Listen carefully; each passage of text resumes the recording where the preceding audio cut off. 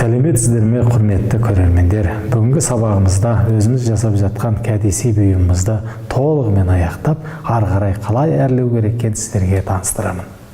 Ал енді келесі кезекте алдығымен екі сүйрет сызбасының біреуін бөлшектеп, екіншісін толықтай көрсететін болсақ, енді үшінші кескінді сол екеуін қосып, біріктіре отырып, екеуін қайталап жасауға болады екен. Сол тәсілді сіздерге көрсетейін қазір. Мына жақта жеке-жеке, мысалы оны мен айтатын болсам, қазір мына жерде арқаттың сүйреті әр кескінге бөлшекке бөлінген ғой. Мен сындырып, стилизация дейді, мәнерлеу, әдемілеу, әрлеу тәсілін көрсеткен болатын. Осыған мысалы арқардың бас бөлігін ұсақ тәсілмен істейтін болсақ, ал арқардың мүйіз бөлшегін онда толықтай мыс темір арқылы соны қолдансақ болады екен. Яғни оны біреуін ұсақтау, екіншісін бүтіндеу арқылы жасауға жалғастыруға болады екен. Қазір мен бас бөлігін ұсақтау арқылы көрсетем. Ұсақ бөлшектерді қолданған. Әдеттегідей тура бірінші арқардың кескінін қалай істедік? Тура сол тәсілді бас жағына қолданамыз. Осы өлшемді бас бөлшегін ұсақтау арқылы біз қайталай береміз.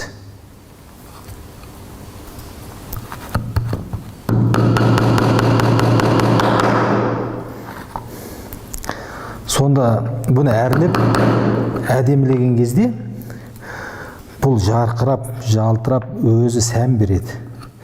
Бұның атқаратын қызметі өте үлкен. Сондықтан біз екі тәсілді араластыру арқылы осы арқардың кескініне мән беріп отырмыз. Екі бөлшекті қолдану. Міне, қазір бас бөлшегін бітіп қалдық. Міне, көрдіңіздер ғой, бас бөлшегін ұсақ бөлшектеу арқылы мен шекмелік көрсеттім. Яғни мұнан. Енді мен мүйіз бөлшегін екінші арқардың мына түрін қалай қолдандым?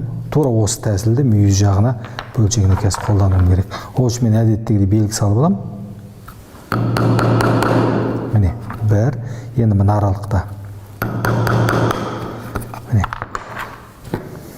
Қазір осы өлшемді өлшеп аламыз.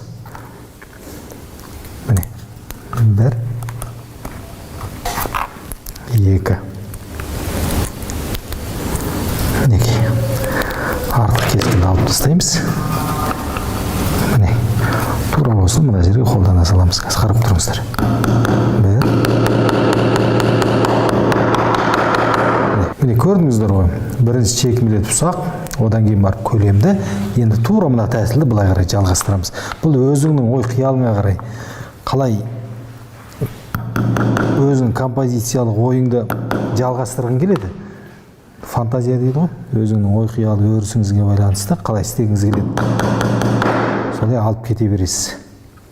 Енді бұның бетін ажарлауымыз керек. Ол үшін біз арнайы құм қағазды аламыз. Содан кейін темір егеуді аламыз. Бұл не үшін? Мынау жаңадан бері қалқан чекмелеген мыс сым теміріміздің бетін ажарлауымыз керек.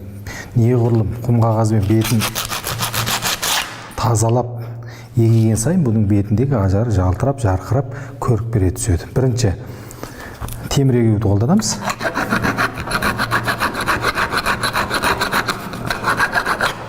Темір егеу өз деңгейі бойынша дөңгеленіп тұрған темірдің пішінін кішкене жалпақтап, әрі әрлей түседі. Міне, әрлей түседі. Өзінен өзбай қап тұрғандай.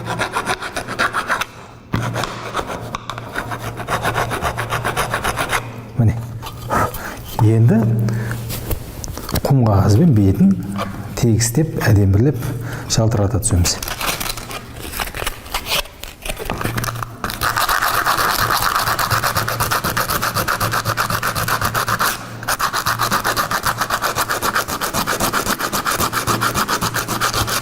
Мінекей, енді біз ажарлап, әдемілеп біттік. Енді ары қарай сән беру үшін алдарыңызда өзіңіз көріп тұрғандай акрил краскасын біз қолданамыз. Бұл алтын түстес акрил түсі. осы красканы қазір алып, жан-жағына әдемі бәрлеп жағамыз. Қылғаламды аламыз. Қонақтарға кәдесый болғандықтан беретіндіктен бұл әдемі не болды, мәрлеген сайын әдемі болса, онда жасаған затымыз да көркейе бермек. Майдалап жан-жағына күн нұрының шуағы тәрізді кішкене жарқырата түсеміз. Міне композициямыз өзінің мәресіне жетті. Өздеріңіз көргендей бұл кәдесый. Яғни бұл кәдесейді заманауи түрде осындай композициялық өрнектерді, элементтерді қолдана отырып жазсаңыздар болады. Енді әркімнің өз композициялық фантазиясына қарай элементті қалай таңдағысы келеді, өз еркі. Енді мен сіздерге айта келетін тағы бір жайт, сіздерге үйге тапсырма өз ойларыңыздағы композицияны әдемілеп осындай ағаш бетіне чекмелеулеріңізді сұраймын. Келесі сабақта кездескенше сау саламат болыңыздар.